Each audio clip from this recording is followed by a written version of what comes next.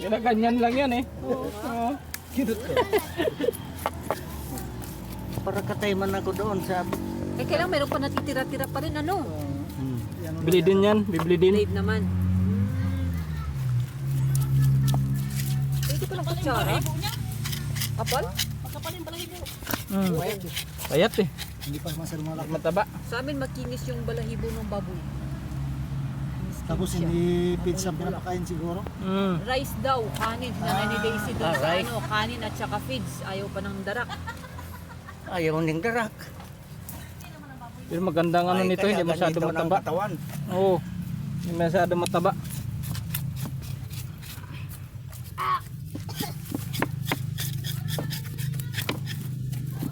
Yan malambot na.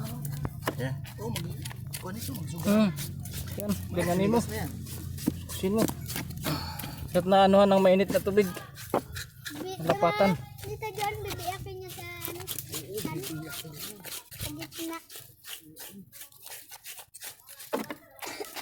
Ganyan! Dali na! Parang kamuti yung balat. Grabe yung puti.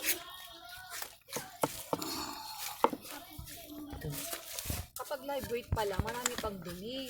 Maraming hindi magagamit, kaya mas mura ang kilo. Yung kinain niya, matapon, malahibo.